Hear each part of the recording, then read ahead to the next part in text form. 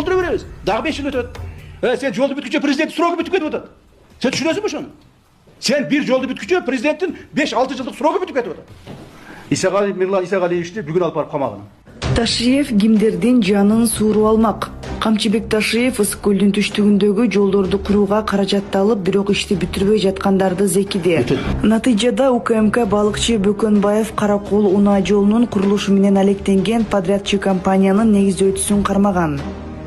Эмне ойлодуңар? Силерди эч ким тийбейт, эч ким текшербейт, ГКИ бизди карабайт дедиңерби? Эгерде башында мен силерди караганда жаныңар suurуп алмаган элем. Башында мен ушу караган эмес экенмин, ушу көңүл буруп алыпмын да, мен ушу азыр өкүнүп турам да. Ушу башында эле мен президенттен сурап алып аптырмын. Ушу контролго бериңизчи мага депчи. Жаныңар suurуп алмаган экен. Карасаң, бир жылда 5% иш жасапсың. 5%. Уялбайсыңар, ну как вам не стыдно, а? Жанды чыгарып бүттүң. Болгону 5,5 километр жол экен. 508 миллион сомдук контракт экен болгону, 508,5 миллиард, 500 миллион деп коёбуз, 500 миллион. Ошонун 325 миллион уже алып коюпсуңар. Туурабы?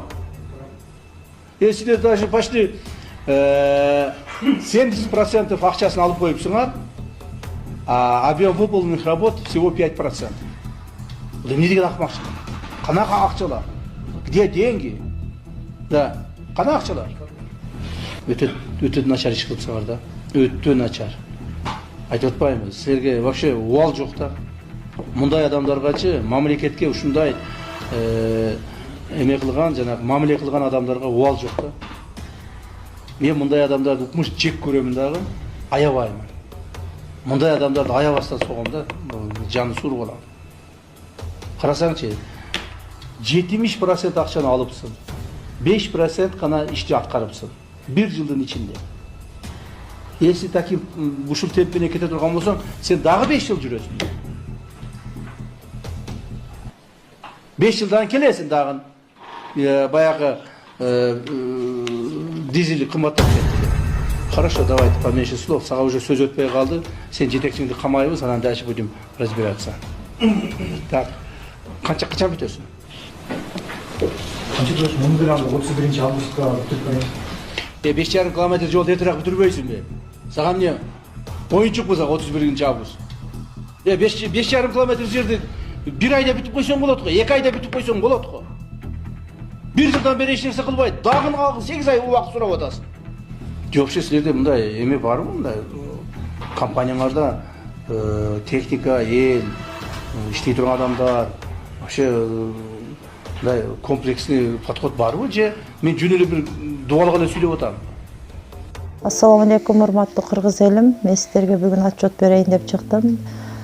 Сиздерден чогулган акча 450 миң болду. Биз мындан 3,5 жыл мурун Ош-Бишкек жолунда катуу жол кырсыгына кабылып, балам баса албай калган. Башында аппарат менен, азыркы учурда аппарат менен жашайт балам. Балам 4кө чыкты. 4кө чыкса да ушу баса албай жатат. Сиздерден сураныч, баламдын акыркы операциясына жардам кылып кетиңиздер. Дагы да кайрымдуулукка муктаж болуп турабыз биз.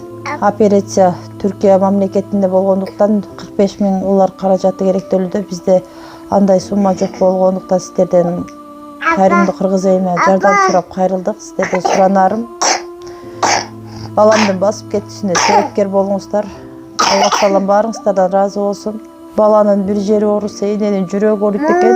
Сиздерден суранарым, ушу балам дагы көптүн катарында басып ойноп кетүүсүн каалайм. Мен дагы кайрымдуу кылып коюңуздар, кайрымдуулукту сиздерден сураныч. Башка балдардай болуп ойноп, күлүп жүрүүсүн каалаймын. Жол кырсыгынан улам ушу балам баса албай, ушу смесь ичет балам. Сүт ичип ушул менен жүрөт. Реквизит номерлер бардыгы өзүмө караштуу. Мбанк 0300 Кутманбек С деп чыгат, өзүмдүн бир тууган энем. Кайрымдуулук кылып коюңуздар, сиздерден сураныч. Россия өлкөсүнөн котором дегендерге 7807 Кундузай деп чыгат, ал да өзүмдүн сиңдим. Кайрымдуу кылып кетиңиздер, сиздерден сураныч, баарыңыздардан Аллах таалам ыраазы болсун.